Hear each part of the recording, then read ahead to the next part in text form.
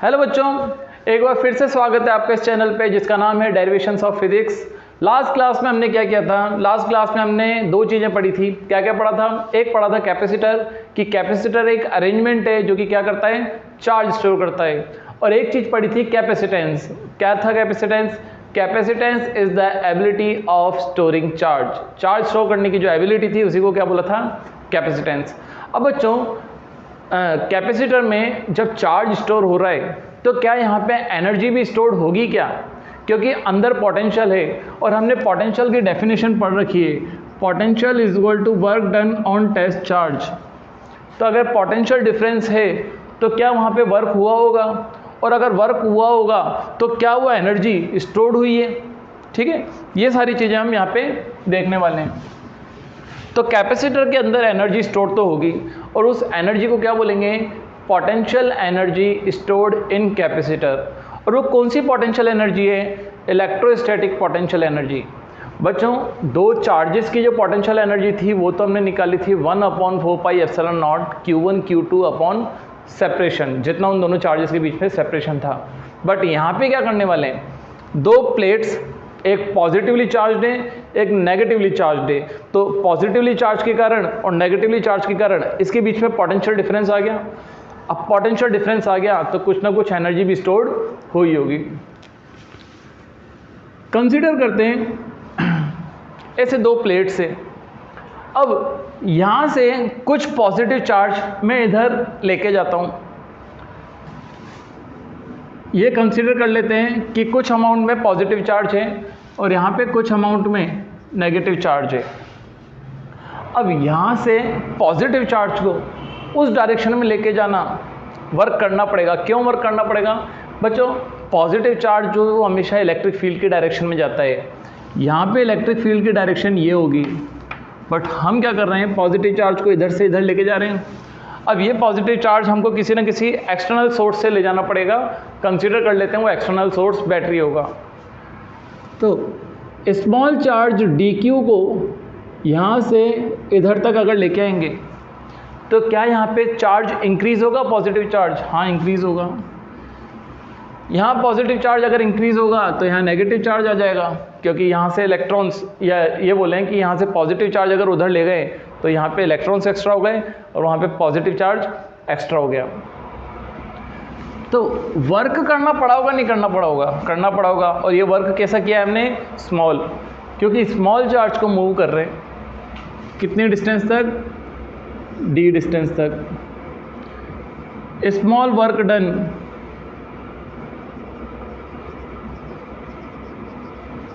On dq charge from, इसको plate 1 नाम दे देते हैं, इसको प्लेट 2 नाम देते हैं। Plate 2 two plate 1। Plate 1 positively charge है, प्लेट 1 नेगेटिवली चार्ज है।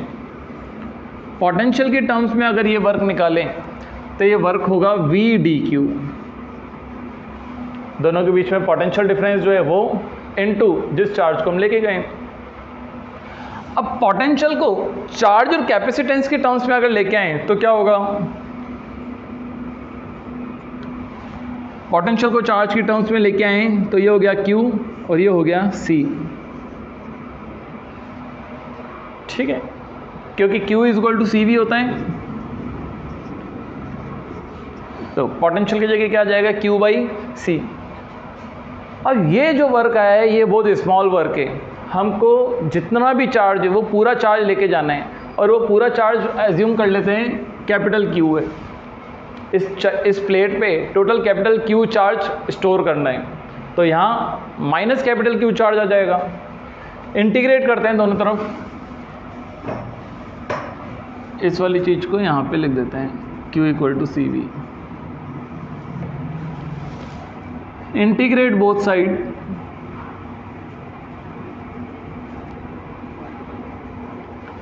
इनिशियली कंसीडर कर देते हैं कि दोनों प्लेट्स न्यूट्रल थी तो वर्क करना ही नहीं पड़ा था। इनिशियल वर्क 0 था। इनिशियल वर्क 0 कब था?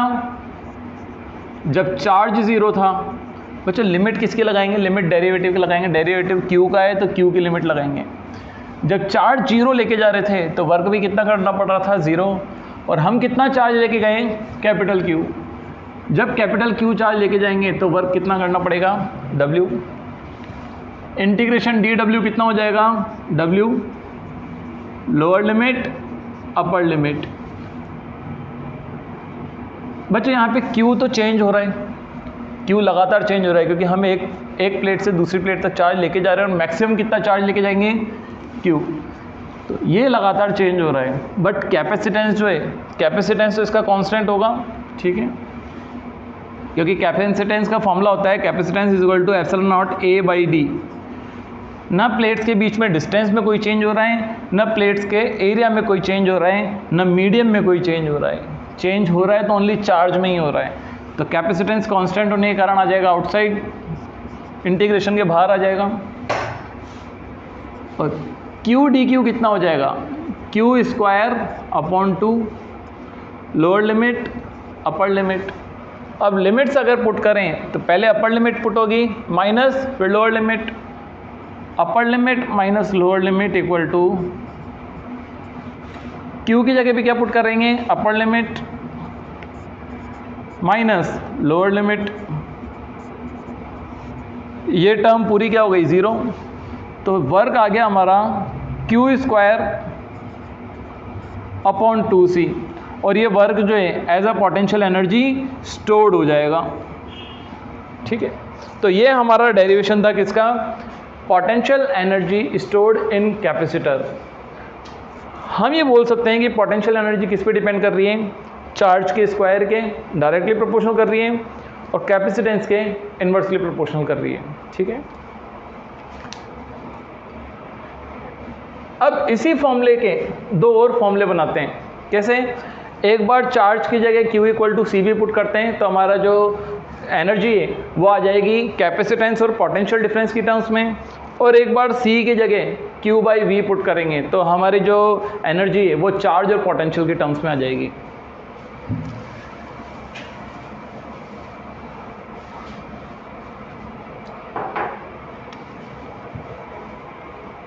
Put Q equal to C V put करेंगे तो एनर्जी जो है हमारी वो हो जाएगी C square V square upon 2C, charge का स्क्वायर है ना, तो C square V square upon 2C, एक C से एक C कट जाएगा तो एनर्जी आ जाएगी हाफ CV स्क्वायर।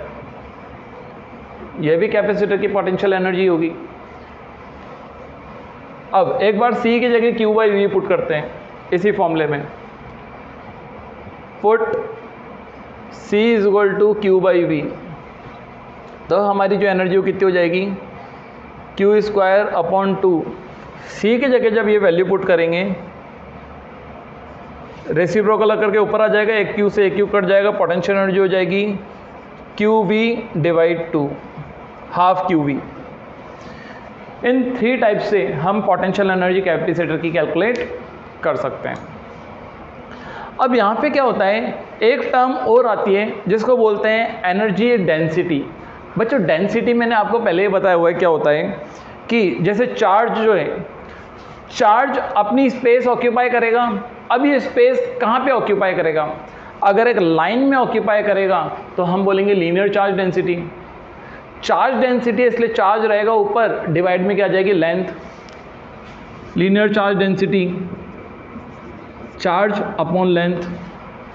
अब एक होता है सरफेस चार्ज डेंसिटी, चार्ज अगर सरफेस पे डिस्ट्रीब्यूट होगा तो चार्ज ने कौन सी जगह लिए सरफेस, तो वहाँ आ जाएगी surface charge density. Charge density 30 इसलिए रहेगा चार्ज ऊपर और डिवाइड में क्या आ जाएगा सरफेस एरिया। एक होता है वॉल्यूम चार्ज डेंसिटी, चार्ज ने जो है वो स्पेस ऑक्यूपाई कर रखी है वॉल्यूम में, ये हो गया वॉल्यूम चार्ज डेंसिटी। सिमिलरली अगर एनर्जी डेंसिटी निकालनी है तो एनर्जी डेंसिटी हम कैसे निकालेंगे, यहाँ पे जो कैपेसिटर है वो एनर्जी कहाँ पे स्टोर्ड है, तो हम ये बोलेंगे कि कैपेसिटर के बीच में जितना भी वॉल्यूम है उस पूरे वॉल्यूम में एनर्जी स्टोर्ड है। तो एनर्जी पर यूनिट वॉल्यूम ही हमारी क्या होगी एनर्जी डेंसिटी। एक बार एनर्जी डेंसिटी को भी देख लेते हैं।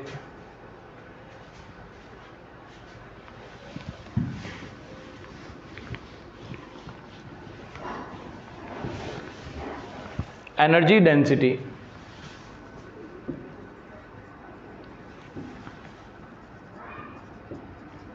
Of capacitor. और ये कौन सी एनर्जी डेंसिटी है? इलेक्ट्रोस्टैटिक पोटेंशियल एनर्जी डेंसिटी है। ठीक है, अभी अभी एनर्जी का फॉर्मूला निकाला, energy U is equal to Q square upon 2c, या फिर हाफ सी वी स्क्वायर ले लेते हैं, हाफ सी वी स्क्वायर ज़्यादा सही रहेगा। Energy density is equal to total energy stored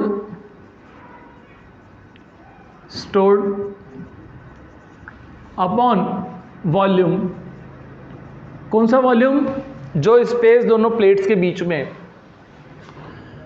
total energy हो गई हमारी half C V square divide volume.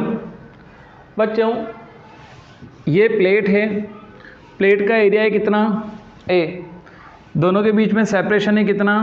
D, तो वॉल्यूम कितना हो जाएगा? एरिया इंटू डिस्टेंस, ये वॉल्यूम हो जाएगा, एरिया इंटू डिस्टेंस। ये जो एनर्जी डेंसिटी है हमको कैलकुलेट करनी है in the terms of permittivity and electric field, या इलेक्ट्रिक फील्ड इंटेंसिटी, इसकी टर्म्स में कैलकुलेट करनी है। तो C को भी हटाना पड़ेगा, V को भी हटाना पड़ेगा। C की जगह पुट कर सकते हैं epsilon naught A divide D, put कर सकते हैं क्योंकि कैपेसिटेंस A और D के टर्म्स में ऐसे ही तो आएगा। सिमिलरली V स्क्वायर, V को अगर हटाना है तो और इलेक्ट्रिक फील्ड लेके आना है तो पोटेंशियल ग्रेडियंट का फॉर्मूला यूज करेंगे हम। E is equal to dV by D R होता था, E is equal to dV by D R. dV क्या होता था? Potential difference. ये पोटेंशियल डिफरेंस अपन ने कितना लिया हुआ है? V। तो पोटेंशियल डिफरेंस फाइंड आउट करना है तो ये डिस्टेंस को उधर लेके जाना पड़ेगा। कौन सी डिस्टेंस? जिन दो प्लेट्स के बीच में पोटेंशियल डिफरेंस है। एक प्लेट हो गई ये, दूसरी प्लेट हो गई ये, तो पोटेंशियल डिफरेंस इन दोनों प्लेट्स के बीच में है ना, तो इन दोनों प्लेट्स के बीच की डिस्टेंस जो कि हमारी कितनी है? D। तो V की जगह पुट कर सकते हैं हम ED स्क्वायर, V का स्क्वायर है इसलिए। इसको सॉल्व करते हैं, 1/2 एप्सिलॉन नॉट, ये डिवाइड में AD भी था, ये हम लिखना भूल गए हैं, डिवाइड में AD हम यहाँ लिख लेते हैं। अब एरिया यहाँ पे भी है, एरिया यहाँ पे भी है, कैंसिल हो जाएगा। D into D, D square, D into D मतलब D का स्क्वायर यहाँ पे भी है, D स्क्वायर भी कैंसिल हो जाएगा, A भी कैंसिल हो जाएगा, हमारा बचेगा कितना? 1/2 epsilon not E square. This is the energy density of capacitor, या potential energy density of capacitor.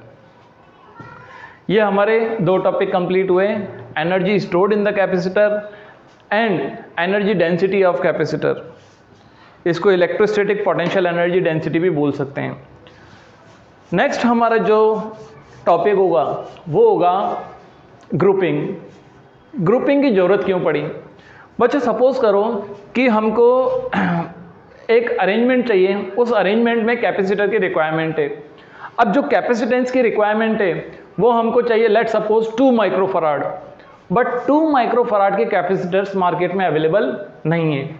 1 microfarad के अवेलेबल हैं, 10 माइक्रोफराड के अवेलेबल हैं, 100 माइक्रोफराड के अवेलेबल हैं, 1000 माइक्रोफराड अवेलेबल हैं, बट 2 माइक्रोफराड अवेलेबल नहीं है। अब क्या करें? क्या हम अपना सर्किट फॉर्म नहीं करेंगे या फिर कैपेसिटर की रिक्वायरमेंट जो है उसको रहने देंगे? नहीं, इस बार हम क्या करेंगे? ग्रुपिंग करेंगे। 10th क्लास में आपने देखा होगा कि रजिस्टर्स को कनेक्ट करते थे सीरीज में या फिर पैरेलल में या फिर मिक्स्ड में, तो यहाँ पे हम भी क्या करेंगे? कैपेसिटर्स की ग्रुपिंग करेंगे। अब ये ग्रुपिंग कैसे हो सकती है? सीरीज हो सकती है, पैरेलल हो सकती है, मिक्स्ड हो सकती है, या फिर कुछ स्पेशल केसेस हो सकते हैं जिनमें कि व्हीटस्टोन ब्रिज मेन है। ग्रुपिंग देखते हैं कैसे होती है।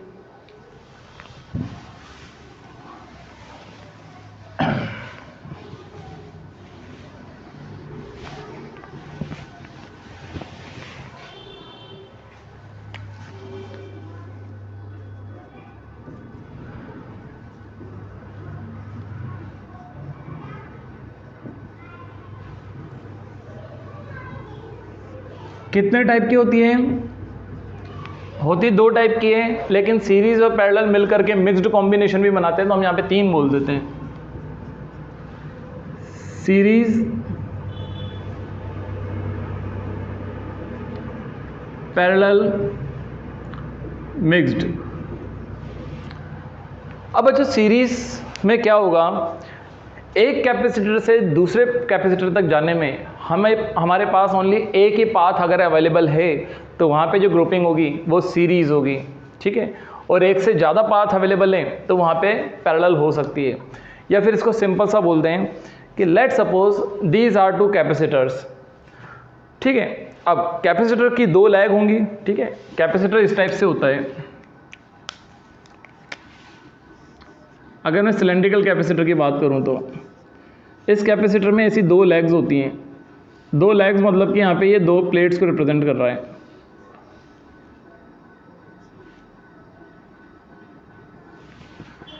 इस टाइप से ये हो गई लेग 1, ये हो गई लेग 2, मतलब कि ये हो गई प्लेट 1 और ये हो गई प्लेट 2। तो ऐसे 2 कैपेसिटर्स अगर लें,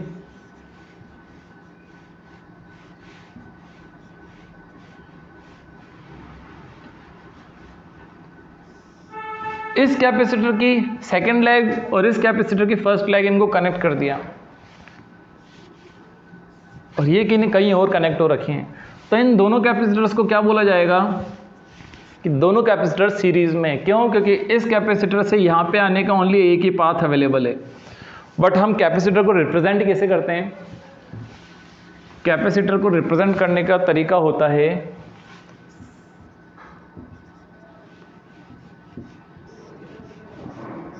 ये 3 कैपेसिटर्स ले लेते हैं, तीनों कैपेसिटेंस C1, C2, C3 है, इस टाइप से। तो इस प्लेट की एक लेग कनेक्ट है इस कैपेसिटर की एक प्लेट से, तो ये दोनों तो सीरीज में हो गए। अब इस कैपेसिटर की एक लेग कनेक्ट है इस कैपेसिटर की एक लेग से, तो ये दोनों भी किसमें? सीरीज में। जब ये दोनों सीरीज में, ये दोनों सीरीज में, तो तीनों ही क्या किस में होंगे? सीरीज में। अब हम क्या करते हैं, लेट सपोज एक लेग और निकाल देते हैं यहां से, ठीक है। अब इस कैपेसिटर पे आने के तरीके या पाथ जो हैं वो एक से ज़्यादा हैं। इस कैपेसिटर पे हम यहाँ से भी जा सकते थे और यहाँ से भी आ सकते थे। अब ये दोनों कैपेसिटर सीरीज में काउंट नहीं होंगे। इनकी बात करते हैं। इस कैपेसिटर पे या इस कैपेसिटर की एक लेग दूसरे कैपेसिटर की एक लेग से कनेक्ट है, ठीक है। इसकी जो दूसरी लेग है, दूसरी लेग वापस इसकी दूसरी लेग से कनेक्ट है, मतलब कि ये दोनों एक दूसरे से कनेक्ट हो रखे हैं। ये बिल्कुल इसी टाइप से हो गया कि मैं अपना एक हैंड किसी दूसरे के एक हैंड से कनेक्ट करके बैठा हूँ या जोड़ के बैठा हूँ या हाथ पकड़ के बैठा हूँ, और मैं अपने दूसरे हाथ से उसी का दूसरा हाथ कनेक्ट करके बैठा हूँ या पकड़ के बैठा हूँ। तो हम दोनों कौन से कॉम्बिनेशन में हो जाएंगे? पैरेलल में। यहाँ ये दोनों कैपेसिटर्स पैरेलल में होंगे, ये दोनों सीरीज में होंगे।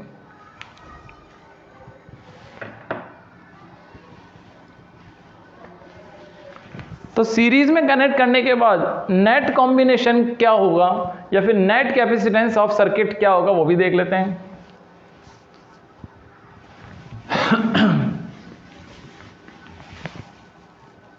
सीरीज कॉम्बिनेशन में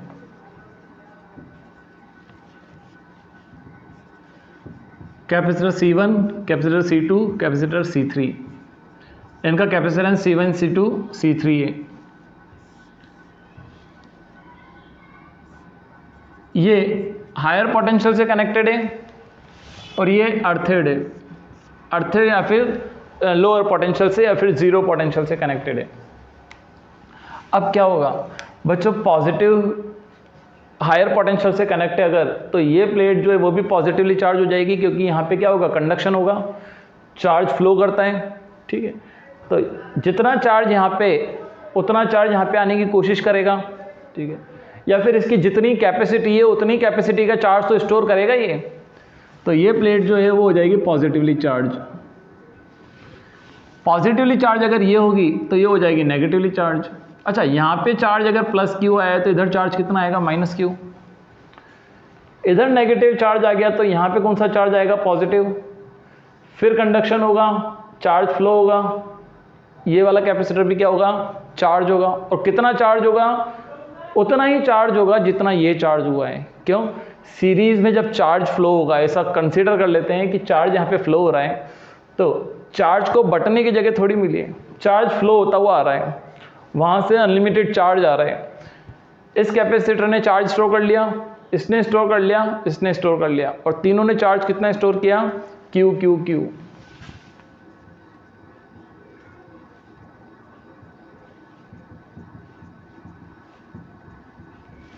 तीनों कैपेसिटर्स कितना चार्ज स्टोर करेंगे? क्यू। बट पोटेंशियल डिफरेंस तीनों का सेम थोड़ी होगा। As we know that Q equal to C V. जब चार्ज जगह सेम है तो सब जगह C और V का प्रोडक्ट भी सेम होना चाहिए। अब फर्स्ट वाले कैपेसिटर में चार्ज कितना होगा या पोटेंशियल कितना होगा? V1 is equal to Q by C1, क्योंकि Q is equal to C1 V1 ही तो होगा, तो V1 अगर कैलकुलेट करें तो Q बाई C1 होगा। सेकेंड कैपेसिटर में देखें, potential difference across the plates of capacitor Q by C2। हमने पोटेंशियल डिफरेंस देखा था बच्चों कैसे कैलकुलेट करते हैं। जितना चार्ज स्टोर है कैपेसिटर में उसमें डिवाइड दे दो किसका? कैपेसिटेंस का। Potential difference across plates of C3, ये तीनों का पोटेंशियल डिफरेंस आ गया। अब ये जो पोटेंशियल डिफरेंस आए, इन तीनों का सम कितना होगा? जितना पोटेंशियल डिफरेंस हमने अप्लाई किया है, ये अगर 10 वोल्ट है, ये 0 वोल्ट है, तो दोनों के बीच में पोटेंशियल डिफरेंस कितना हो गया? 10 वोल्ट। तो हम बोल सकते हैं this plus this plus this is equal to 10 volt. ये अरेंजमेंट का पोटेंशियल डिफरेंस हम कंसिडर कर लेते हैं, V है। Potential difference of circuit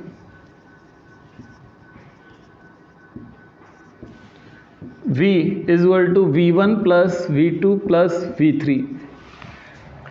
V1 V2 V3 की वैल्यू अगर हम यहाँ से पुट करें, हमें मिलेगा Q by C1 plus Q by C2 plus Q by C3 equal to V।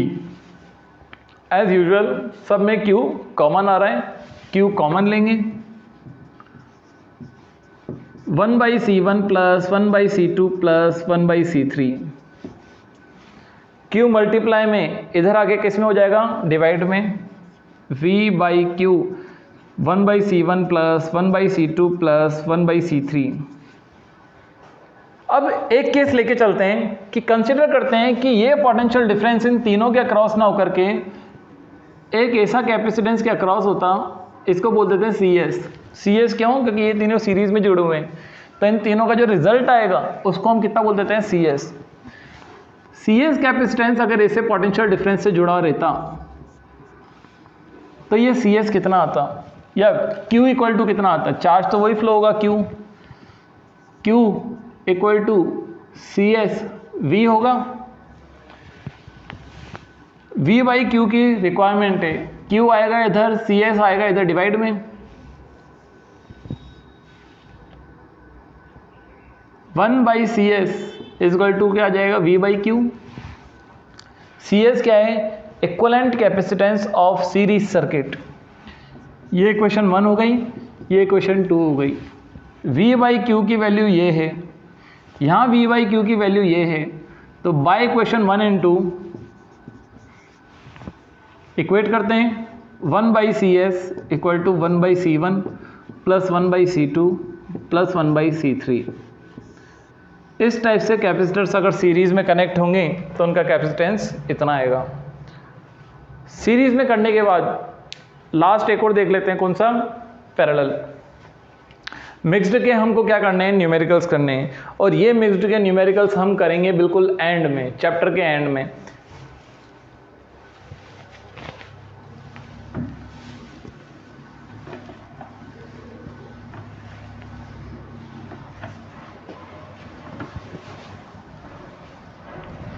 बच्चों इस रिजल्ट से हम क्या कंसिडर कर सकते हैं या फिर क्या चीज़ें पता कर सकते हैं?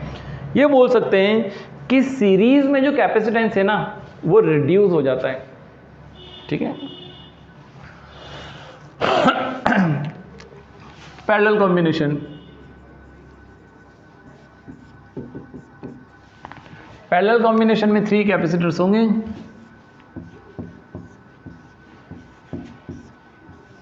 इन तीनों कैपेसिटर्स की एक लेग कनेक्ट है एंड सेकेंड लेग भी कनेक्ट है। ये कॉमन लेग हो गई जो कि अर्थेड है। ये वाली प्लेट जो है वो प्लस पोटेंशियल पे, तो दोनों के बीच में पोटेंशियल डिफरेंस आ गया। तीनों कैपेसिटर्स का कैपेसिटेंस जो है वो C1, C2, C3 होगा। अब यहाँ क्या होगा, तीनों जगह पोटेंशियल डिफरेंस तो सेम होगा क्योंकि पैरेलल में पोटेंशियल डिफरेंस क्या होता है, सेम होता है।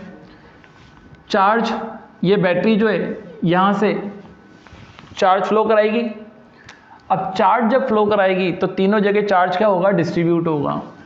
यहाँ अलग चार्ज होगा, यहाँ अलग चार्ज होगा, यहाँ अलग चार्ज होगा। Q1, Q2, Q3।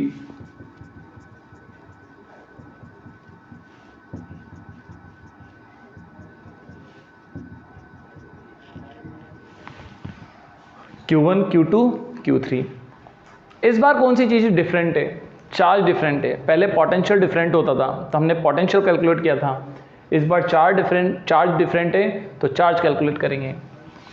Total charge जो सर्किट से फ्लो हुआ है वो कितना फ्लो हुआ है, Q। Q1 चार्ज अगर कैलकुलेट करें ये कितना आएगा, C1V। Now what is V? V is the potential difference across plates. तीनों जगह क्या रहेगा, सेम ही रहेगा पोटेंशियल डिफरेंस। Q2 कितना हो जाएगा, C2V एंड Q3 कितना हो जाएगा, C3V।